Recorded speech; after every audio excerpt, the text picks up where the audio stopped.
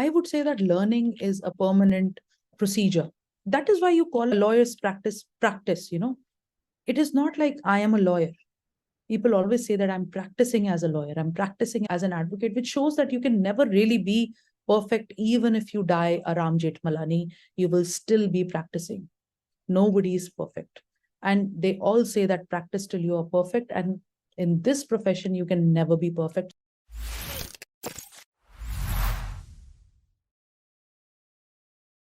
Hello everyone, we are here today again with Dr. Swati Garg. We want to introduce her as the best female lawyer, I would say, who has opened her office doors for every student or learner because she is that humble that she can accept the realities of life and she can guide you through the whole process with a smile on her face.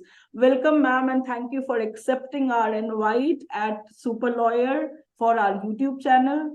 Absolutely. See, I have a background of more than 15 years of teaching experience. And I tell all my students that, look, guys, you're most welcome to my office. Anytime that you need any support in understanding a matter, in filing a matter, in taking it ahead, in arguing the matter, feel free. Don't ever think that because you're first generation lawyers, you don't have an office, you don't have the staff. I tell them that you have me, and you will not believe that my office is actually the DU adda of the place. At any point of time, all my students are here. They just drop in, ye karna hai ma'am, isko review kar do, ye kar do. And I love it. I mean, I feel ke as a senior, आप दे ही क्या सकते हो अपने junior को, right? I have been extremely lucky. People were very kind to me. And I just feel what comes around goes around. And I can't even think of any reason to not help your colleague or your junior, because you've also reached where you are by someone's help. You did not just parachute land on whatever position that you hold right now. And it is very nice, when you go to the courts and people come and touch your feet and they're like, Guruji.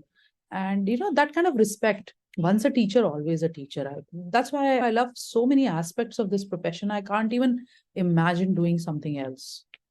I love the fact that there is no retirement age in law, because I feel you're growing every day, and you're growing on a day-to-day basis. You're more aware, more confident today than you were an hour back.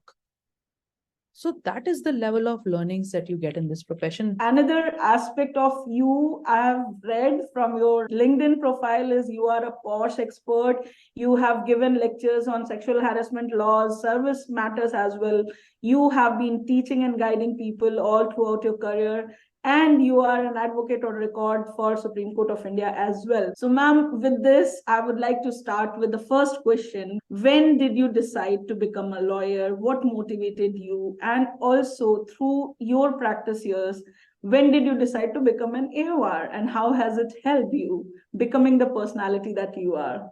Thank you so much. See, as far as the question as to when I decided to become a lawyer, actually, I did not really decide it. People decided it for me. Because way back, even in school, for as long as I can remember, I used to love to argue. And I would always take the weaker side. For me, it was not, what opinion I had. For me, it was just like, acha, idhar log kam hai, so I will argue from here. I always loved that challenge. And my teachers would always say, कि, मतलब ये तुम इस issue में दिख भी क्यों रहे हो हमें? How is it related to you? And I would say, well, there is an issue, so there is me. I would put in my word. And as I grew up, my teachers were always, they used to recommend to me, well, Swati, you have your profession cut out for you. You love arguing so much, so why not be paid for that? Why don't you become a lawyer? So it was kind of decided already, and I did not really have to think about it. And I always love to listen to what kind of problems people are going through. And I mean, it's not even that I have to press myself. I genuinely love listening to them. And most of the times I feel half their problems, if they talk to someone, are sorted out. They're just looking for a year. I think it's the best thing to do in the world. I love my profession. I mean, if not a lawyer, I could have probably been a psychiatrist or something, some psychologist, which I also feel that I'm kind of right now also, because see, a lawyer is always also a psychiatrist or a psychologist to his clients. So I think that aspect of my choice of profession was chosen quite early on. And as far as AOR is concerned, well, the thing is that, see, when you are filing cases in the Supreme Court, sometimes you're monetarily constrained. I always used to be very much interested in doing pro bono work. So when it came to the Supreme Court filings, I realized that sometimes, the matter cannot afford the fee for an AOR. If you do not have an in-house AOR, if you do not have a person who believes in the issue, you might not be able to convince him to do the filing for free. Then I thought, what the hell? I mean, कितना एक exam ही तो देना है. How does it matter? I've always been an academician. I thought, चलो यार ये exam भी दे दो. And I was really surprised that I did not come first, with all humility. I was like, अच्छा first नहीं आई. So you can see how humble I am by nature. Ma'am, you are absolutely humble. Even when you did not come first, it was an absolute accomplishment. And you did it for a greater cause. It was not just to pass exam or get more fees. Yeah, I mean, that was one of the driving factors, because, there are certain matters that not everybody would be willing to do, and you have to convince them they kar le acha matter hai. And then I thought, ke chalo chodo, I'll do it myself. And that was the deciding factor primarily. Not for any kind of, ke, aha, AOR banna hai. I mean, for me, I'm the sort of person के काम चल रहा है तो चलने दो, क्या ही इसको लेके करेंगे. But then when it starts affecting your work, you realize के जितना टाइम किसी की खुशामद करेंगे उतनी देर में तो आप खुद ही AOR बन जाओ. And it's doable. See, everybody is doing it. It's totally doable. I feel that the only thing that stops you from getting something is whether you want to get it enough, how desperate you are to get it. If you want to get it enough, well, you end up getting everything. See, that Vicky Kaushal guy, did he not marry Katrina Kaif? So it's all a question of how desperately you want something. That is the only thing stopping you from getting something. So was this the real motivation again for teaching so many people? You are by heart an academician. You love teaching. You love guiding people. So since childhood, it was pretty much set for you that you will be becoming a lawyer by your teachers, by your family. How did you move ahead in this particular education field? And you decided to do a PhD also with your busy professional life. And how has it helped you in obviously growing in professional terms as well as personal terms? Then you moved ahead and started talking about posh and other sexual harassment issues. Where do you draw that motivation? You already are for all the good causes of society. How do you draw that motivation and how do you keep going? I really don't know, actually. See, so many people ask me कि ये तुम करते कैसे हो, and I really don't know myself. It's as if the path has been decided already, and I just keep simply walking. As far as the posh thing is concerned, this was something that was very close to my heart for a long, long time. I remember I used to work in the area of domestic violence. And then it was one of my mentors who suggested that, look, Swati, you are doing wonderful work in the field of domestic violence. Why don't you look into this field also? It's an upcoming field.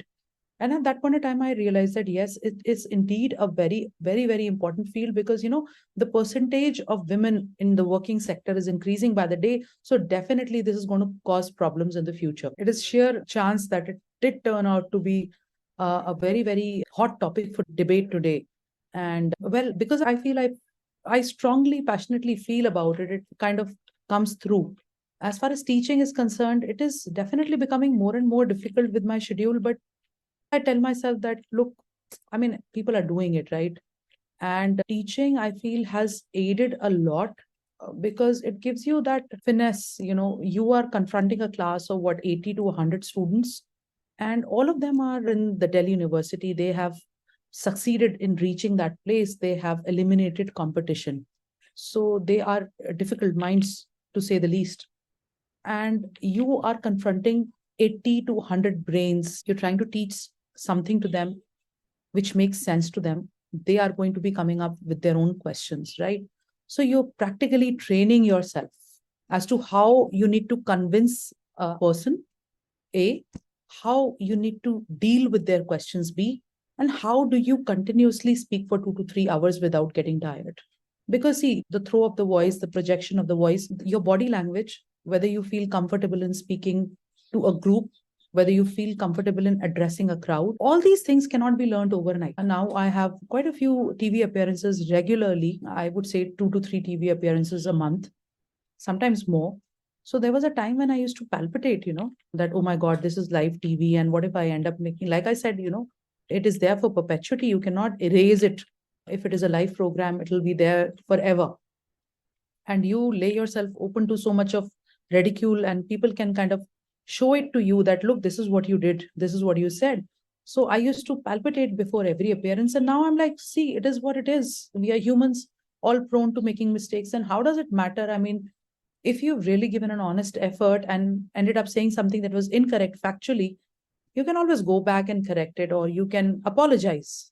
As long as you do not do it deliberately or in a negligent manner, I'm sure it can be forgivable, because you cannot just stop doing things fearing that you might do them incorrectly. You have to start somewhere. So I think academics has helped me a lot. And as far as, I think one of your questions was, how has PhD helped me? Well, it has. At the point of time when I was doing it, I told myself, ये मैं करी क्यों रही हूँ फालतू. And then people would come to me and say कि तुम्हारी practice नहीं चल रही क्या, जो तुम ये पढ़ाई लिखाई कर रहे हो, teaching कर रहे हो. And that used to be very demoralizing at that time. But then I would say कि well, शायद इसको कोई opportunity नहीं मिली इसलिए ऐसे कह रहा है. Right. And now when the judges address me as Dr. Jindal, I feel so proud of myself. You are somehow at some level, you have brought yourself out of a regular crowd.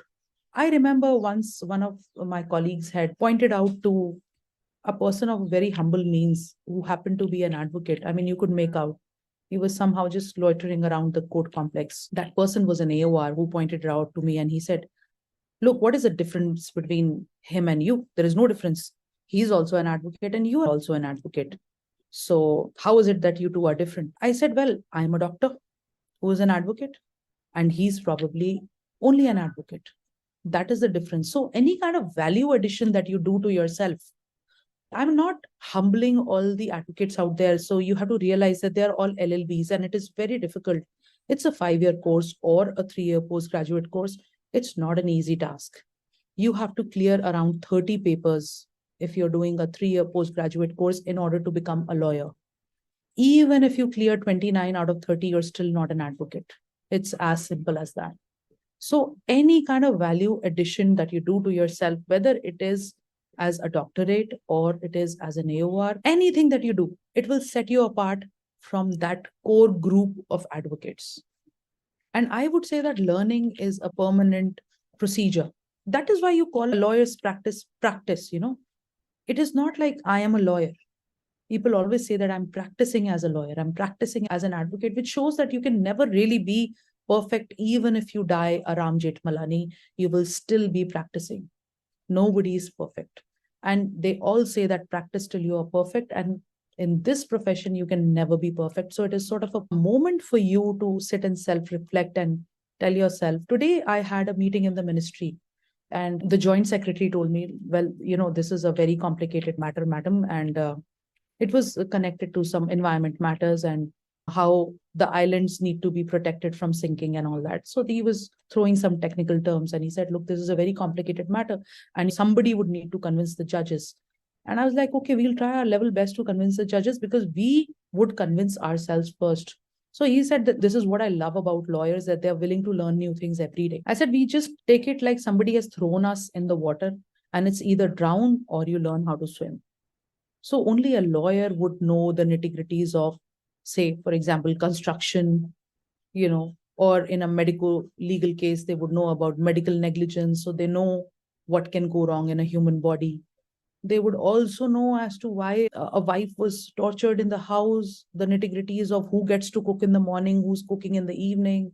They would also know some sort of an injury that happened to a person during playing, participating in a sport. So this is one field where you know practically everything. You know as many cases as you have handled, you would know as many issues.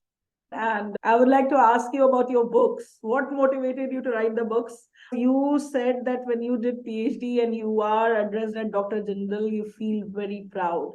Obviously, it's a proud thing that you put DR in front of you. Now, when you were writing these books, again, the responsibility aspect would have been even much higher, because that will be in print also forever. So first, what motivated you? Then the kind of courage you had about writing about women issues and other aspects. Please elaborate on those, and please name your books as well. It'll be a great learning experience for us. You'll find it quite unbelievable. Even I do, for that matter. It's not like I had a plan that I will write a book someday. Things sort of keep happening to me by chance.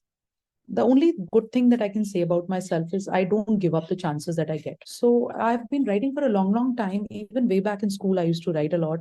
If it only was for the school magazines, I used to participate in a lot of debates. So writing was a habit. I used to love reading and writing. It was never forced. I mean, it was never a chore for me to read, Arey, ab to ye bhi padna padega. Never like that. I'm the sort of person who would also read the labels on a shampoo bottle, you know. If I'm just sitting there with conditioner in my hair, I would be like, kya kare, chalo ye bottle hi pad lete hain aaj to, you know. That sort of an attitude I have. So it'll be difficult for me to pass those 2 minutes. So I would randomly read things that were available. So as I was doing my PhD, I remember one of the publishing houses had approached me that, would you like to write a book on this topic? And I said, but मैंने भैया कभी book नहीं लिखी, you know. That was the level of naivety I had at that time. He said, madam, आप तो लिख ही रहे हो ना, आपको सिर्फ इस हिसाब से लिखना है कि दुनिया में कोई भी इसको पढ़ सकता है और उसको उस टॉपिक पे फिर आइडिया होगा कि क्या है ये. And I told myself, well, why not? If they're ready to print, then how does it matter to me? I mean, I was amazed that, you know, if there are takers for this sort of a thing, then why not? So I sort of went ahead and I wrote a book on my PhD thesis at that time. At that moment, because somebody approached me, one of the publishing houses approached me.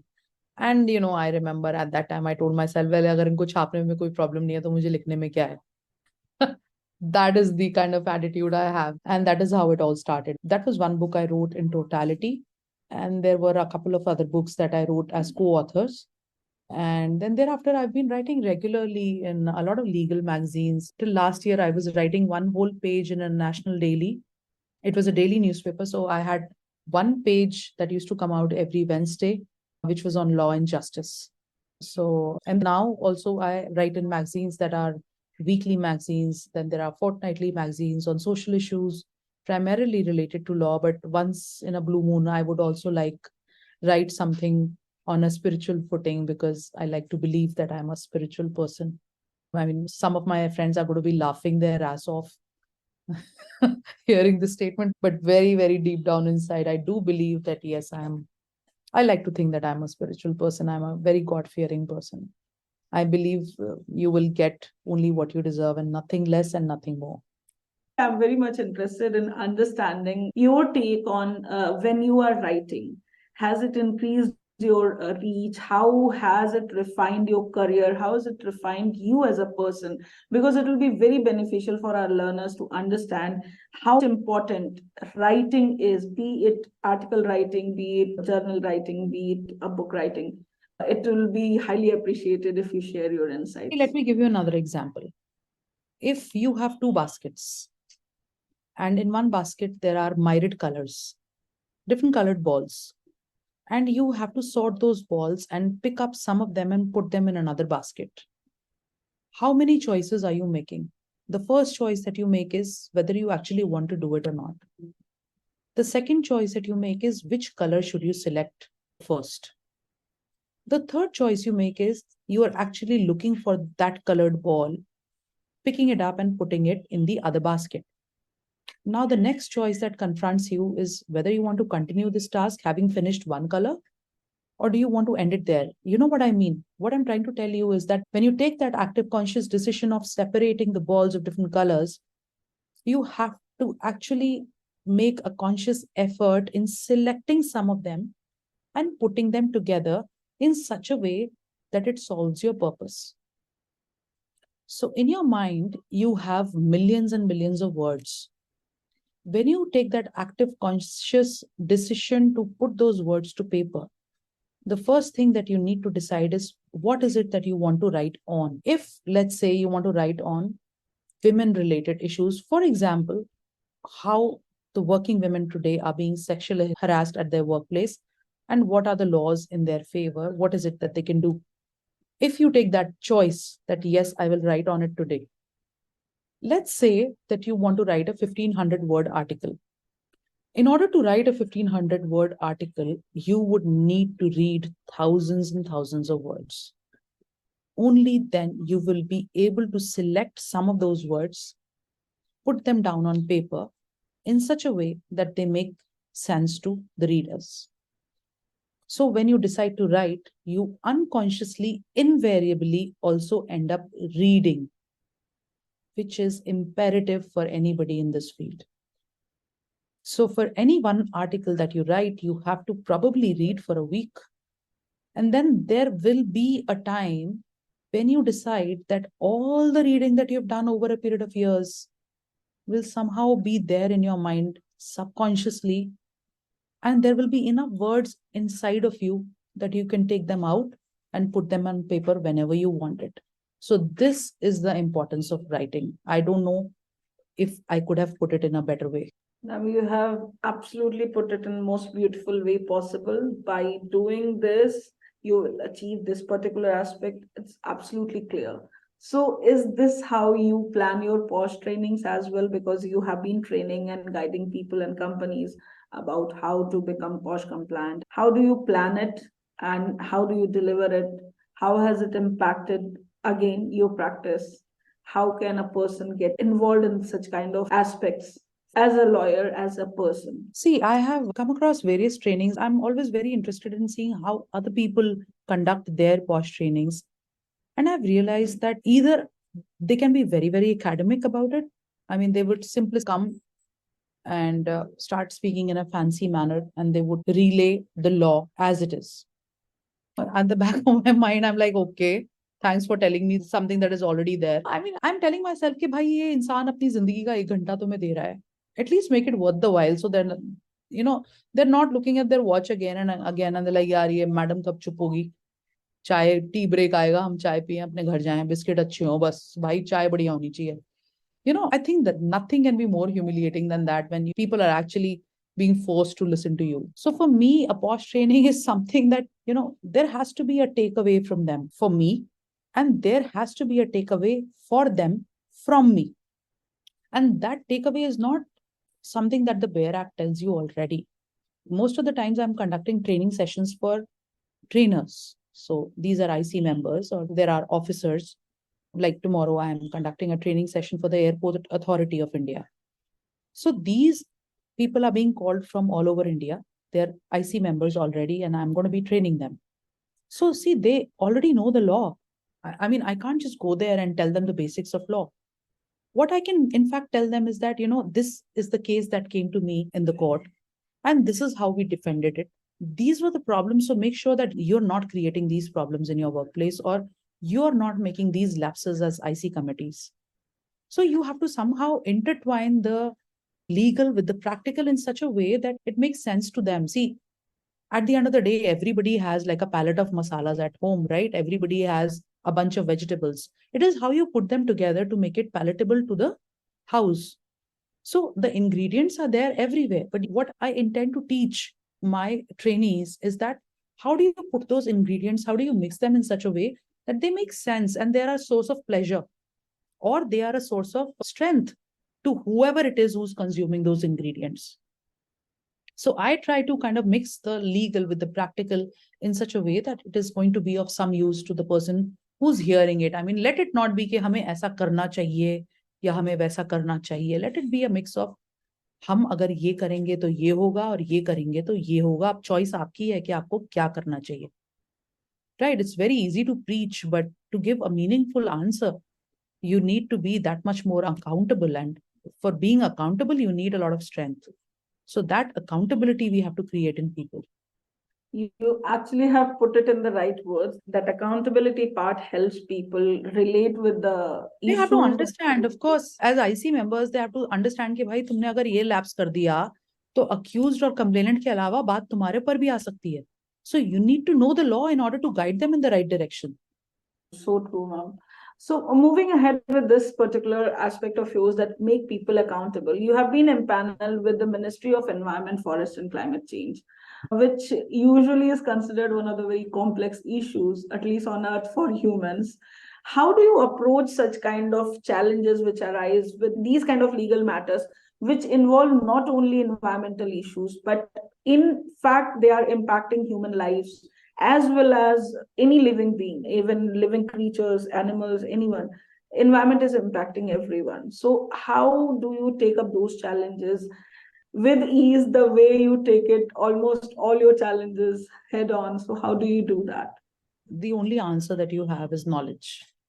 So if you're faced with any challenge, the only thing that the aspect of the challenge that actually scares you is the not knowing part. See, if you're in a room at night and the light goes out, you will only be scared to go out if you do not know what lies outside. Once you have an idea, why do people feel so brave when they have a torch in their hand? Because that torch guides them. It tells them that देख बाहर कुछ नहीं है भाई, एक पौधा रखा हुआ है, वो हिल रहा था, right?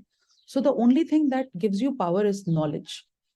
Once you are prepared with the problem, once you know the solution, once you know the way ahead, you can tread ahead with full confidence, and that confidence will shine through. And you know what the general perception is, that the government is not doing anything, the judiciary is not doing anything. It's so easy to just sit at one place and say, "Arey, ye to kuch nahi karte. Arey, government to kuch nahi kar rahi." But when you actually go and see what efforts the government is making, there is no such one person that is called the government. Okay. If we go out and litter on the roads, is there that government guy roaming around to pick up the trash and put it back in your car from where you threw it? So it has to be a social responsibility which lies on everyone's shoulders. So as far as these ministry cases pertaining to environment are concerned, getting impaneled in this particular field, it really opened my eyes, and I did realize that, well, a lot many steps are being taken by the government, and they're really working day and night, and whatever can be done is being done in this area in order to make the country more habitable, more compliant. And the only thing that remains is for the public to take their way forward in the same direction and be really compliant themselves, because ultimately the laws can be made, but the compliance has to come from the ground level. So I think the best method to prepare for a case is to read as much as you can. Once you're aware of the idea, what it is that you have to find out, what are the laws pertaining to that particular matter, you will feel better about it, and you will in fact be in a position to give your own opinion. And from there on, the sky's the limit. You are in a profession which demands too much seriousness, and how do you relax yourself? How do you find time for your family? And how is it in your free time, I would say, although you must not be having free time, but still? See, I'll tell you what, I just like to find little amounts of, I call them my stolen moments. So when you go to the court and you realize that, okay, there is a gap between two matters, I would say a chai samosa is my stolen moment. I would chat around with my friends and just do small things. It really doesn't matter, actually. I'll tell you, I would call myself a very cheap date. It's very easy to please me. I mean, you wouldn't really have to take me to ITC or the Taj. I'm quite happy. It depends on the moment, actually. I think we all need to kind of appreciate the small pleasures of life and not really wait for that big moment to come. And that is when we will be happy. So that is imperative, I would say. I would pick up this thing and I'll tell you that humbleness is something which I learned from you. And I feel like our learners also should pick this trait up and understand why being humble, being grounded is absolutely important for being successful. And successful does not only mean being on the topmost of everything, but this is also success for me. At least that's my understanding. I feel if you are absolutely humble, you are absolutely successful. It's not always money that matters. So money does matter. I would say money plays a very big role, because that gives you that leverage where you can actually afford to say no to some matters that you don't believe in. So that is the important. You have an office to run. Of course, you need the money. But at the end of the day, you also have to ensure that the money is not coming through the wrong channels, because once you get stuck in that vicious circle, it is very, very difficult to break out of it. So that is a choice that you have to make early on in your career. The kind of challenges which new generation is facing, the kind of challenges which new entrants to the profession usually face, and since you are sitting at the Supreme Court, you understand it much, much better, and you are running such a big office where everyone is welcome. What would be your suggestion, as in from the very starting, what should they be doing and how they can achieve? As you have already said that one should be reading a lot, one should be writing also, one can also think about academic sides and all exams. What would be your suggestion, ma'am, further in letting them plan a career? See, there is only one thing that I would like to say to all the people who are planning to join this profession. I would just say keep going. That is the only thing that, never consider a work or any kind of case to be too small or too petty for you to take up. It's better than sitting idle, right? So don't wait for that big case to come to you, which will enable you to create a name for yourself and you will take only a big case, because no case is big or small. Actually, the smallest of cases would teach you something. If nothing else, then commitment. At least you will end up going to the court. So your visibility in the court matters. And visibility does not mean chai samosa. Okay. You're not just going there to have tea and eat samosa. You're going there to appear before the court. So any kind of work that you get initially, basically, I would say beggars are not choosers. When you start in the profession, you are a person who's begging for work. And how does it matter? Go ahead and beg. We are not supposed to solicit work, but if any work that comes our way, as long as your expenses are taken care of, forget about your professional fee, because at the end of the day, are you actually contributing professionally to that matter? It'll be years before you deserve the consultation fee that you get. Are you even talking sense that people should pay you for it? So in order to become that person to whom people would pay, in order to be able to deliver words of wisdom, you have to have enough words in your armor, right? So till that time comes, do matters for free. How does it matter? I remember initially there were times when I ended up spending from my own pocket. I still do. I mean, for matters I feel deserve that kind of legal hearing, I still end up spending from my own pocket. See, that is why it is called a noble profession to begin with, because only nobility can afford to work without money. That is why it is a noble profession, not because it's very noble to be in it, but because at some level there is a financial constraint, at least for the person who joins it.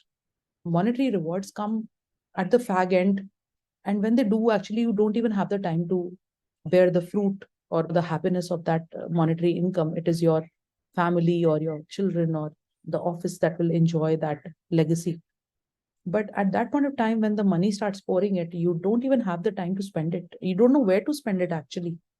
What is it that a lawyer needs? Some books, a Wi-Fi connection today, and some nice shoes, I think, clean clothes. I think our demands are very, very limited. Some peace and quiet, that is all we need in order to sit and work, because you start enjoying your work by that time. You're not even looking for money, कि मैं ये छुट्टी ले लूं, वो छुट्टी ले लूं. Even if the छुट्टी comes to you, you'll be like, यार ये अब क्या करें? Workaholics, that is one of the side effects of being a lawyer. You will create work if you don't have it. As you create by writing, by training, by Of teaching, course, everything. of course, of course. We'd like to again thank you for Thank being you here with us. so much. I had a good Thank you time. so Thank you, much. guys. Lovely All meeting you, ma'am. right. Bye-bye.